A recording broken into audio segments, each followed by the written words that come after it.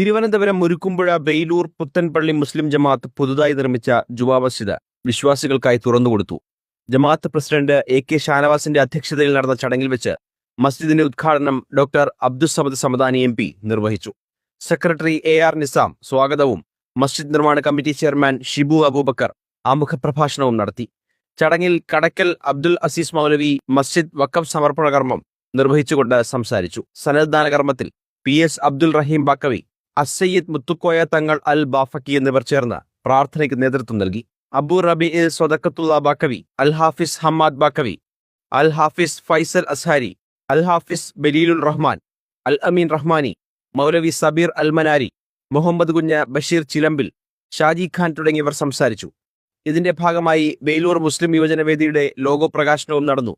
കഴിഞ്ഞ 16 മാസക്കാലമായി പാവപ്പെട്ടവരുടെ കണ്ണീരൊപ്പാനും ആലംബഹീനരായ 13 കുടുംബങ്ങൾക്ക് താങ്ങായി മാറാനും സാധിച്ച വെയിലൂർ മുസ്ലിം യുവജനവേദിയുടെ പ്രയാണത്തിൽ ഒരു പുതിയ അധ്യായം കൂടിയാണ് കുറിക്കപ്പെട്ടത്.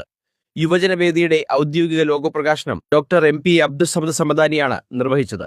കാരുണ്യ പ്രവർത്തനങ്ങൾക്ക് കൂടുതൽ ഊർജം പകരാനും വരും കാലങ്ങളിൽ സേവനത്തിന്റെ പുതിയ ചക്രവാളങ്ങൾ തേടാനുമാണ് ഈ ലോഗോ പ്രകാശനത്തിലൂടെ ലക്ഷ്യമിടുന്നതെന്ന് സംഘാടകർ അറിയിച്ചു.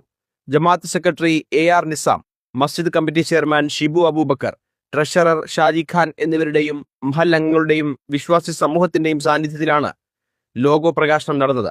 യുവജനവേദി chairman Shan Majeed, working chairman Sharif Parayil, Zubair പാറയിൽ, സലീം കുളപ്പുരയിൽ എന്നിവർ ചേർന്ന് ലോഗോ ഏറ്റുവാങ്ങി. പ്രസ് ക്ലബ് വാർത്ത, മംഗലപുരം.